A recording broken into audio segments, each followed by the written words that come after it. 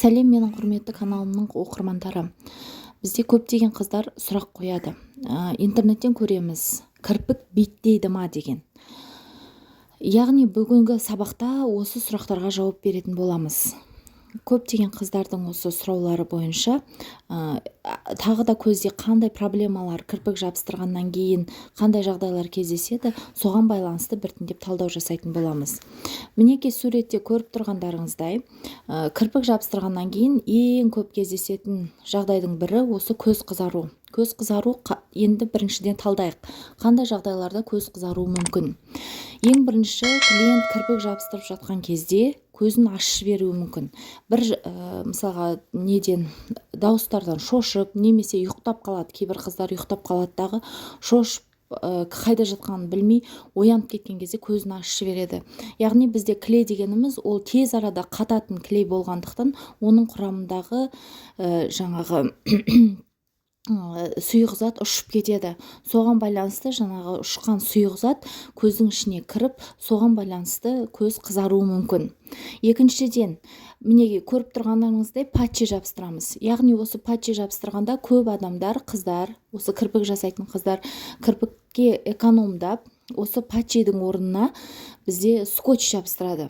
Яғни скотч дегеніміз жаңағы кірпіктің жоғары жағын тартып қоятын өзі скотч сияқты ақ зат болады. Соны жабыстырады. Ол түзу болады. Яғни көздің формасына сәйкес келмей, көздің ішіне патчи немесе жаңағы батып қалған жағдайда, скотч батып қалған жағдайда көздің іші қызаруы мүмкін.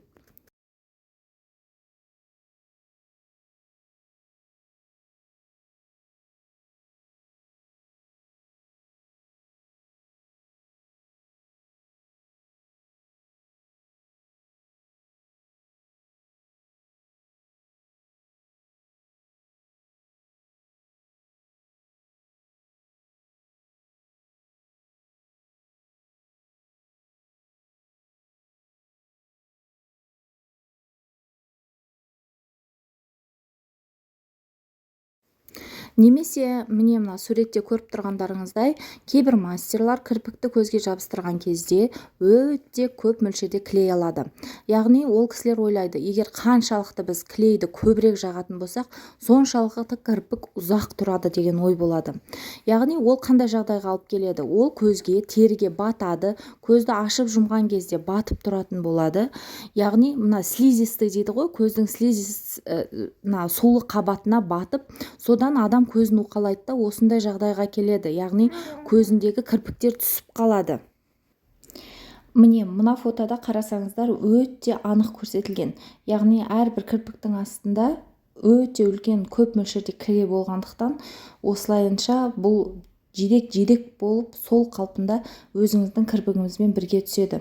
Сондықтан да егер де бұндай кірпік жабыстырылған жағдайдың өзінде де барып алдырып тастау керек. Енді келесі сұрақ бойынша, кірпік биттей ме? Кірпік биттеуі мүмкін. Бірақ қандай жағдайда? Егер де сіз жабыстырылған кірпікті жабыстырғаннан кейін үстінен әртүрлі бояқ, тональный крем, неше түрлі затты қолданып, ол заттарды егер кірпігіңіз түсіп қалады, ақшаға жасаған нәрсе деп бір ай бойы көзіңізді жумай, сізге арнайы берілген тарақпен кірпігіңізді тарамай жүре беретін болсаңыз, мінекей осындай жағдайларға душар боласыз. Яғни сіз ұйықтайсыз. Ұйықтаған кезде сіздің көзіңізден мысалға әртүрлі керек емес мысалға мусорлар шығады. Мысал үшін жаңағы көздің бұлшығы деген сияқты. Ол нәрсенің барлығы жаңағы сіздің кірпігіңіздің арасында неше түрлі қалып қалған шаң, күні бойғы жүрген тозаң, мысалға тональный крем, тень, туш сияқты әртүрлі заттармен бірігіп араласады дағы, ол әрине сондай жағдайға әкелуі мүмкін. Бірақ та кірпікті шешпей қанша уақыт бойы, мысалға менің 7 жылдық тәжірибемде 7 жыл бойы кірпікті шешпей тазалықты ұстап, гигиенаның барлық талаптарын орындап жүрген кісілер бар. Олардың ешқандай да кірпіктері түспейді, көздері тап-таза болып, әп-әдемі күйінше жүруге болады. Сондықтан да мастерді таңдаған кезде де кірпікті де жақсы күту керек. Рахмет.